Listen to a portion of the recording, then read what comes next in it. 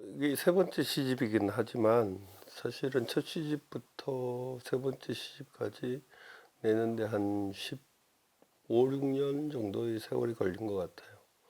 근데 저는 시집 자체가 이것이 세 번째 시집이다, 뭐 두 번째 시집이다, 첫 번째 시집이다 이런 의미보다는 그냥 시집 자체가 저는 연작시라고 생각을 해요. 왜냐하면 어 제 삶의 궤적을 따라서 저는 그런 시들을 쭉 써왔기 때문에, 제가 삶의 방향 흘러가는 방향을 따라서 제 시들도 쭉 따라왔기 때문에 그냥 이제 하나의 연작시 선상이라고 저는 생각해요. 물론 각 시집마다 제목이 다 다르고 또 소제목들도 다르고 시편들의 제목도 다 다르지만, 제가 이렇게 들여다보면 첫 시집은 30대의 제 삶의 궤적을 따라왔고, 두 번째 시집은 이제 40대 초에서 중반 정도까지의 삶이 제 두 번째 시집에 담겼고, 그리고 이번에 나온 제 이제 세 번째 시집은 40대 중후반부터 50대 초반까지의 제 삶의 궤적이 담겨 있어서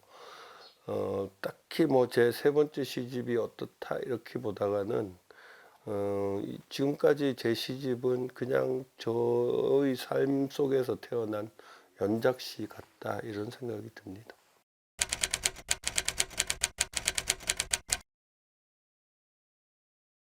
학교와 졸업과 동시에 그때는 무조건 이제 밥을 벌러 나가야 된다는 생각이 가장 우선이었고, 뭐 다 그랬었고, 아주 잠깐 화이트 칼라였죠. 아주 잠깐 화이트 칼라였다가 30대 초반쯤부터 몸에 약간 건강에 문제가 생겼어요. 그래서 이제 인공심박동기도 넣게 되고, 직장 생활을 하다가 그렇게 이제 좀 건강에 이상이 왔어요. 그래서 다시 그 공백 기간에 다시 이제 시를 쓰고 읽기 시작했죠. 그러면서 다시 이제 뭐 화이트 칼라로 돌아가거나 안정적인 직장으로 돌아가는 걸 포기했어요. 뭐 시를 쓰기 위해서 포기한 건 아닌데 어쩌다 보니까 삶이 그렇게 흘러가게 됐어요. 그래서 30대 중반에는 한 3년 동안 그 러시아와 일본 사이에 있는 오호츠크, 베링해로 통하는 북태평양에서도 한 3년 정도 시간을 보냈고, 배 위에서 뭐 그 이후에 제가 쭉 돌아보니까 한 10여 가지 정도 직업을 가졌던 것 같아요. 전부 다 뭐 안정적이거나 정기적인 게 아니라 비정기적이고 늘 어떤 고용 불안에 시달리는 그런 직업이었는데, 뭐 생각해 보면 제 시의 모티브가 된 것은 맞지만 그것이 한 개인의 삶으로 돌아보면 좀 고단했던 삶인 건 맞는 것 같아요. 그런데 뭐 누구나 다 그렇지 않을까요? 자기의 삶의 방향이라는 게 자기가 뜻하는 대로 되는 사람은 그렇게 없잖아요. 그러니까 제가 직업을 한 뭐 10여 가지 가졌고 뭐 이런저런 일들을 했지만, 제일 뭐 그래도 기억에 남았던 건 이제 제가 3년 동안 바다에 있었던 거, 그리고 집에 돌아와서 중장비를 한 5-6년 했고, 도축장에서도 한 1년 정도 일을 했었고, 그리고 이제 마지막에 동물보호소에서 했던 것들이 가장 기억에 남죠.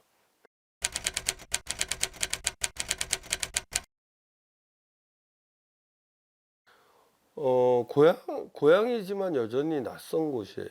제가 두 번째 시집과 세 번째 시집을 울진에서 쓰긴 했는데, 실질적으로 울진이라는 그런 어떤 향토적인 색상을 드러낸 시는 거의 없어요. 두 번째 시집도 역시 저의 개인적 서정이라든가 제가 노동을 하면서 느꼈던 감정들이라든가, 뭐 굳이 꼽자면 죽변 정도의 이야기들이 잠깐 잠깐 나오는 그런 정도지, 제가 뭐 이곳을 무대로 해서 어떤 작품을 써야 되겠다 뭐 꼭 그렇게 생각하면서 작품을 쓰지는 않아요. 그건 왜냐하면 아직까지 고향에 대한 정주심이 아마 제가 없기 때문일 거예요. 그러니까 이렇게 얘기하는 게 편하겠죠. 아마 어머니가 여기 안 계시다면 제가 아마 고향에 있었을까 이런 생각을 보면 저는 없었을 것 같아요.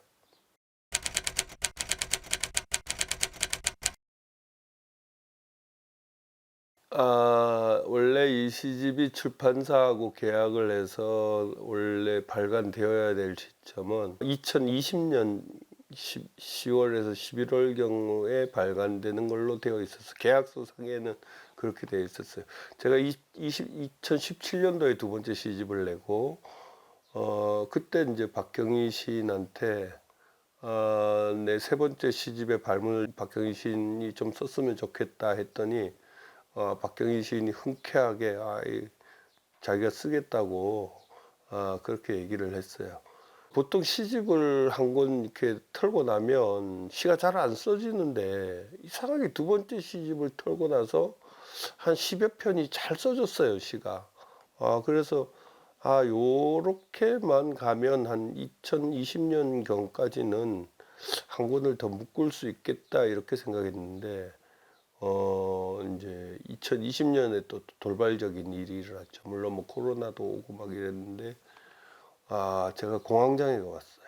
그때는 이제 장비 기사를 막 하고 있을 텐데 너무 좁은 공간에 갇혀 있고 그러니까 뭐 폐색 공포에다가 저도 그게 공황장애인지 모르고 처음에 이제 큰 대학병원 가서 뭐 이런저런 검사를 했는데 다 이상이 없어서 그 의사 선생님이 정신과 치료를 한번 받아보는 게 좋겠다 해서 정신과를 갔더니 공황장애 진단을 받았어요. 지금은 뭐 거의 증상이 없는데 그러니까 뭐 시를 쓸 수가 없는 상황이 된 거죠. 그러니까 그 년도에 이제 시집이 나와야 되는데 근데 어찌어찌 제가 초고를 한 45편을 끌어 모아서 근데 저도 알고 있었어요. 이게 도저히 시집에 넣을 수 있는 시가 아니다라는 걸 알고 있었지만 좀 압박감도 있었고 어쨌든 계약 기간에 나와야 된다라는 그런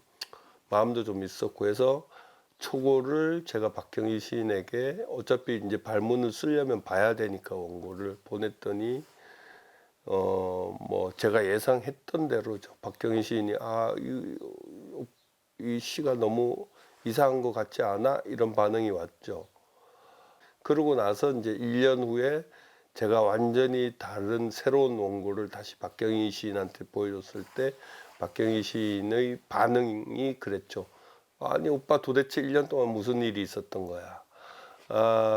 그 1년 동안 이제 제가 조금 건강을 회복하면서 유기동물 보호소에서 일을 하게 됐어요. 그래서 제가 농담 삼아 그런 얘기를 하는데 그 유기동물 보호소를 다니면서 이제 버려진 개들, 고양이들을 구하고 치료하고 이러는 과정에서 좀 더 이제 세상을 다르게 보는 시각이 생긴 거죠. 그러니까 기존에 썼던 시들을 완전히 탈피하고 새로운 시, 그 중에서도 보호소 2부에 나와 있는 동물보호소의 이야기 13편을 완전히 새로 쓰는 시들이죠. 그런 시들을. 그래서 제가 이제, 제가 유기동물 보호소에서 버려진 개와 고양이를 살렸지만 제 세 번째 시집은 그 버려진 개와 고양이들이 살려준 시집이다 이렇게 얘기를 하는데 1년 동안 그것이 저의 생각 또 세상을 보는 눈을 완전히 바꿔줬죠. 그래서 이 출판사도 1년을 기다려줬고 그래서 다행히도 그 1년 안에 참 열심히 썼던 것 같아요. 열심히 썼고 그 전에 가지고 있던 원고들을 버리면서 새로이 쓰고 그래서 사실은 한 5년 만에 나온 시집이지만 제가 1년 정도 정말 나머지 뭐 한 30편 정도를 정말 열심히 새로운 시각으로 열심히 썼던 시간이었죠. 그러니까 그 제일 처음 초고를 봤던 것과 1년 후에 원고를 보고는 뭐 저도 너무 많이 차이 난다는 걸 알고 있었지만 발문을 쓰는 박경희가 처음 저한테 한 말이었어요. "도대체 1년 동안 무슨 짓을 하고 다닌 거야?" 라는 얘기를 할 정도로 좀 보람이 있었죠.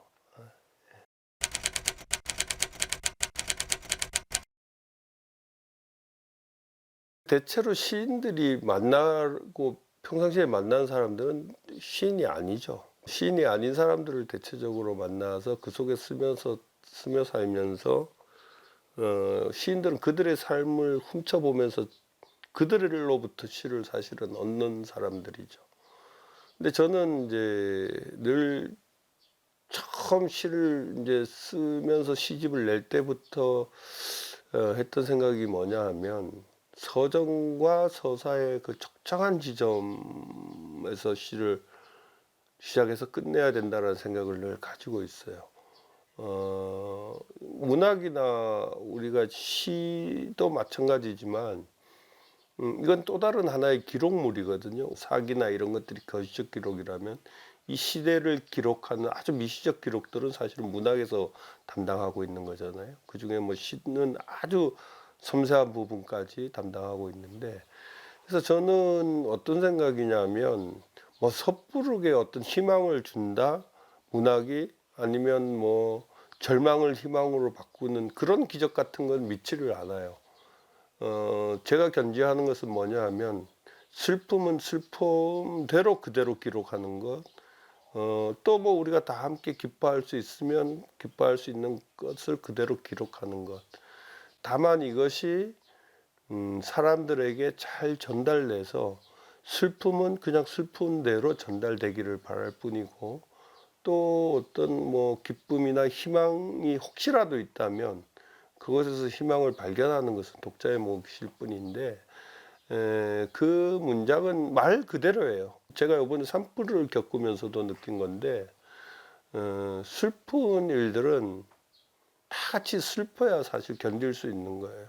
그러니까 누군가가 슬픈데 같이 슬픈 척 해 주는 것 이거는 잘못된 거예요. 그냥 같이 슬퍼야지만 그 슬픔이 견뎌지는 것이지 인제 8년 정도 지났지만 세월호가 그 대표적인 거였죠. 아직도 슬프잖아요. 우리가 그 슬픔을 아직도 견디고 있잖아요. 그러니까 그것이 어떤 특별한 무슨 메시지를 준다기보다 그냥 시대의 어떤 기록으로서 슬픈 것은 슬픈 대로 그냥 기록하는 것이 아마 시인이나 소설가들도 마찬가지일 거라고 저는 생각을 합니다. 네, 그런 의미에서 그냥 이해해 주시면 좋겠습니다.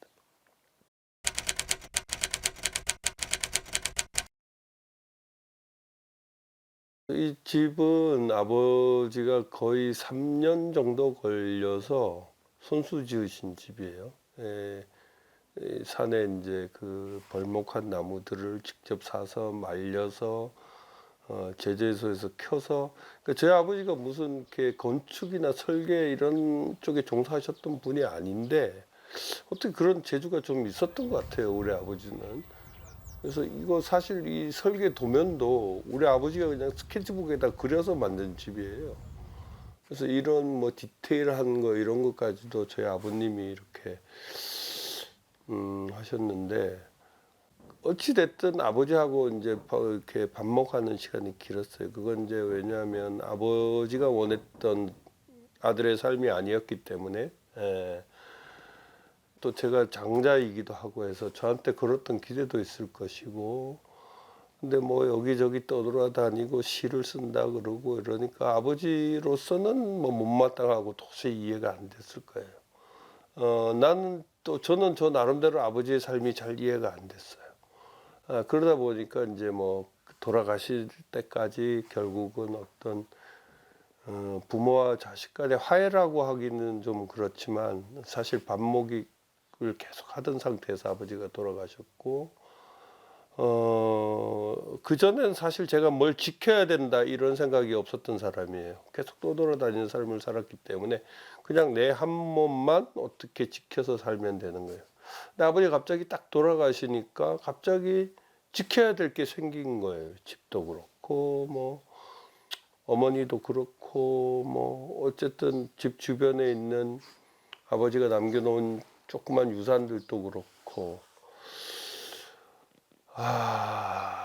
그래서 사실 불이 났을 때 제일 마음이 아팠던 건 그거죠. 야, 내가 지켜야 될 것을 못 지킬 수도 있겠다라는 생각이 들었을 때 참 힘들었어요. 그날 아침에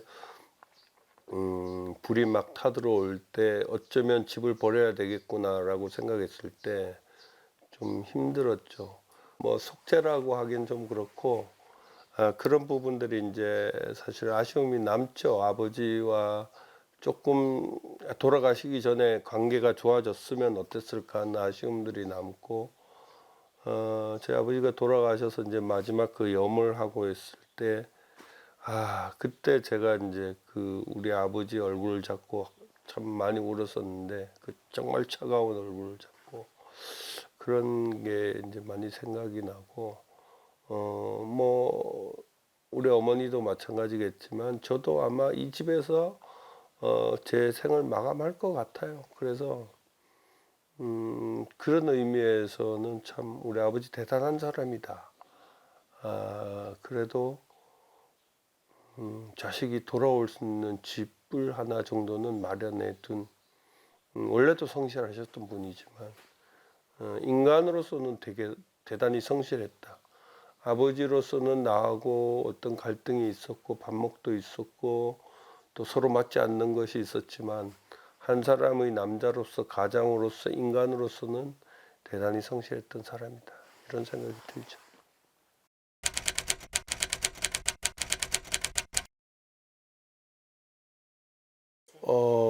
우리 엄마는 그러니까 무슨 끈 같은 사람이에요. 끈질긴 사람이죠. 왜냐하면 제가 말썽을 많이 피웠어요. 사실 고등학교 때는 뭐 거의 정점이었고 저희 어머니가 저랑 학교를 같이 다녔다고 봐도 무방할 정도로 제가 말썽을 피웠어요. 근데 우리 어머니는 나를 포기한 적이 한 번도 없어요. 내가 30이 넘어서 40이 넘어서 몸이 아프고 망가졌을 때도 우리 어머니는 나를 포기한 적이 한 번도 없어요. 그리고 제가 가지고 있는 이 예인적 기질이라는 게 혹시라도 있다면 저는 단언컨대 모계에서 나온 게 맞아요. 왜냐하면 우리 친가 쪽은 그렇게 많이 배운 사람들도 없고 그냥 이 시골에서 수수하게 살아가는 사람들이지만 우리 외가는 그래도 당대에 뭐 그 동네에서 유지였고 저희 외할아버지 같은 분은 뭐 일본 그 식민지 시절에 일본 유학을 다녀온 엘리트였고 또 뭐 지금도 우리 집에 그런 사진이 있는데 우리 외할아버지가 이게 뭐 춤과 노래에 아주 능했던 분이에요. 우리 어머님도 이 문학적 소양이 좀 있으신 분이거든요. 제 두 번째 시집 표사도 우리 어머니가 하나를 쓰셨고 해서 그런 표사는 처음 봤다 그래요. 전부 다 어머니가 쓴 표사는 처음 봤다 그러는데 거기 밖에 나가면 이렇게 장독들이 있는데 거기에 우리 어머니가 뭐라고 이렇게 글귀를 돌아가면서 이렇게 쭉 적어 놓은 게 있어요. 그런 걸로 봤을 때는 나의 예능적 재질도 우리 어머니로부터 물려받은 거, 우리 외가 쪽으로부터 물려받은 건 확실한 것 같아요. 그런 면에서 보면 어머니한테 받은 영향이 대단하죠. 만약에 우리 어머니가 좀 글쎄 형제가 둘밖에 없어서 그런지 몰라도 형제가 많았으면 잘되는 놈 아무 놈 하나를 끌어안고 나머지를 포기했을 수도 있겠죠. 근데 우리 어머니는 지금까지도 그래요. 뭐 비춰지기엔 제가 어머니를 모시고 살고 있는 것 같지만 사실 내막을 들여다보면 어머니 집에 제가 얹혀 사는 거죠. 예.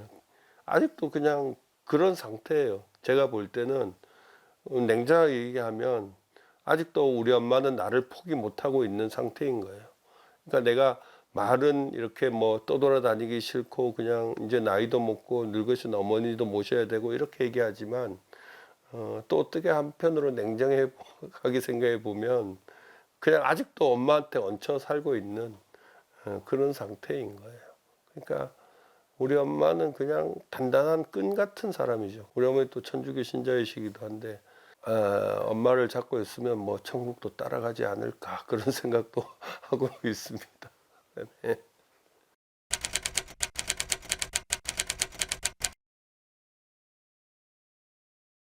저는 그렇게 대중성 있는 시인은 또 아니고 물론 뭐 제 시를 첫 시집부터 여태까지 좋아해 주시는 분들도 있고 근데 저는 시가 뭐 삶에 우선된다고 생각하진 않아요.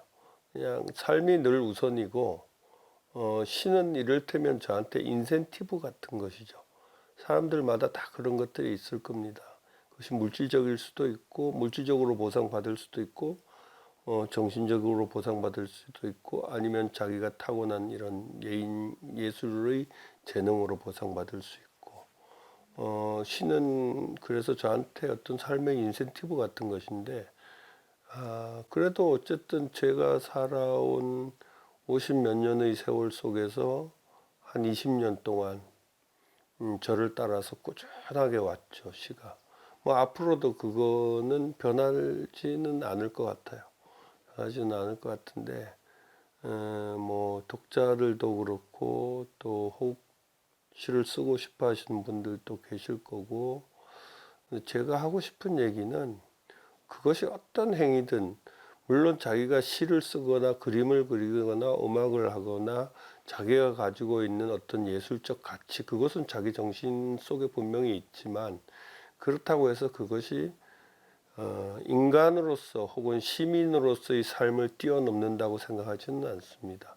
뭐 그렇게 생각하시는 분들도 있을지 모르겠지만 제 생각은 그래요.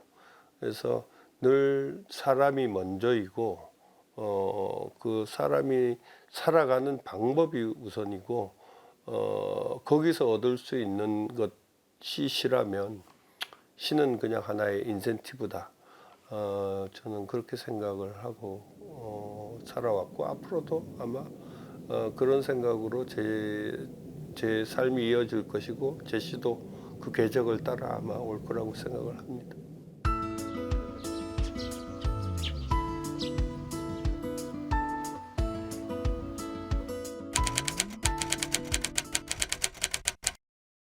사람이 살아가면서 물론 돈도 중요하지만 자기가 하고 싶은 거 그게 제일 중요하다고 생각해요. 그래서 아버지는 반대를 많이 했지만 저는 돈에 그렇게 큰 욕심도 없는 사람이고 나를 닮아 그런지 쟤네들 돈에 대한 욕심은 없어요. 그냥 살아가는 대로 옛말이 있잖아요. 닷입에 거무줄 치겠냐. 그냥 그렇게 흘러가는 대로 살아가기 때문에 나는 아들이 시를 쓰는 데 대해서는 한 표 주는 사람이에요.